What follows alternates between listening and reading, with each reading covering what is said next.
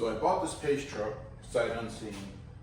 I was needing a replacement for my C10. I had a C10, a 73 big block, live in South Florida.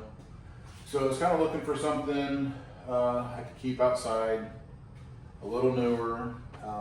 This has an overdrive, which helps on highway and everything else, 342 gears. It's fuel injected. So this was something I was hoping would be a little more practical. I'm bringing the Chevelle home, and this will be the parking spot for it. So this will be outside. So I needed something that would handle the outdoors a little bit more, was a little more practical in the heat, has AC, like I said, overdrive, EFI.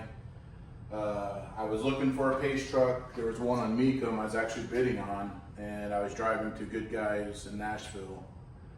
And there were some issues that came up. I was bidding on it. I was getting some phone calls. I was trying to bid on my phone. I got outbid. So I was driving. I stopped in a rest stop, and this showed up on Marketplace for sale. So I called the guy. I made a deal with him. Bought it for $17,000. Like I said, sight unseen. I guess I didn't want something perfect. I didn't want something, you know, that had to be in the garage, or I was going to worry about driving. So this kind of fit the bill. It has 144,000 miles on it. It's been driven. It's got some clear coat issues and some oxidation. So it kind of fits the bill. I can drive it. I can leave it outside. I don't have to worry about it. I can park it places.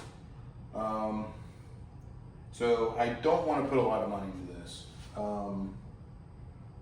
So I'm trying to do as much as I can myself. So I'm starting with the cheapest things and going to kind of work my way out from there. I'm going to try and do as much of it as possible, because there is a ceiling to the value on these trucks. And it's easy to exceed that ceiling once you start paying someone else to do the work. So I'm going to be doing a lot of work that I've never done before, I'm not comfortable doing, so I'm going to try, I'm going to fail, I'm going to learn, and hopefully I end up with the truck I want. Like I said, so I'm starting with the easiest and the cheapest things. So right now I'm going through, doing a cut and polish on it. I'm going to do a ceramic coat. So I've already started on it, and you can kind of see this is where I'm at. I've done the cut, I've done the polish, I still got to do the ceramic coat. So I'm going to do the front cap first, just kind of see where I'm at, see the difference, but you can already see just the difference here. On the top, I'll kind of do a video, and you can see the half that I've done versus the half I didn't do. And again, I'm not a professional at this. I'm kind of learning. I did practice on my Corvette, which was the wrong car to start on, but it's the way it worked.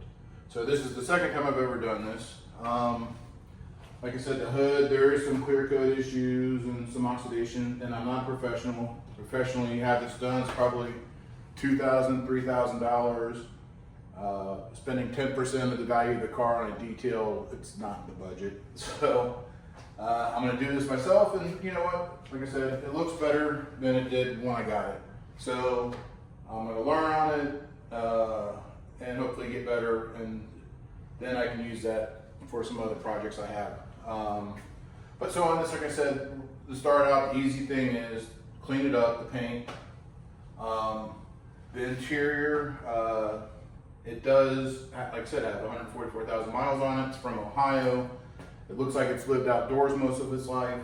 So it needs carpet. The plastic in these, they do tend to crack and break. So there's some plastic. I don't know how easy they are to find. I'm gonna have to try and find some. So those pieces I'll change up myself. The door panels, those seem like they could be fairly easy to change out. So I'm gonna try to change that out. Some of the older plastic, I'll try and dye it just to try and bring it back and make it match and look newer. Once I get past that, I'm going to try and do a suspension on it. As of right now, it does, just by looking at it, it has drop spindles in the front, it has a shackle in the rear. I don't like the way it sits. It sits higher in the front and lower in the back. So I'm going to try and do a Ride Tech suspension kit on it. Try and do that myself. We'll see how that goes. Again, that's going to be a learning process. Putting carpet in, I've never done that. That's going to be a process. Hood liner or a headliner, that's going to be a process too. But you know, this is the perfect truck to learn it on.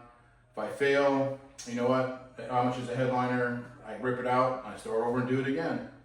So I got some other projects that are coming up. I got a Poverty F-150, which is getting delivered in a couple days. I'll do a video on that.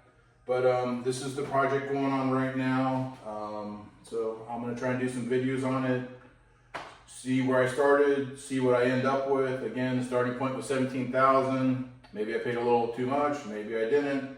The OBS, they're kind of a hot truck right now, so the prices are a little inflated.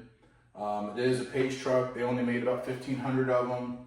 So, you know, they don't go for sale a whole lot. There's not a whole lot in the marketplace, so you can be kind of limited on your options there. But we'll see where we end up.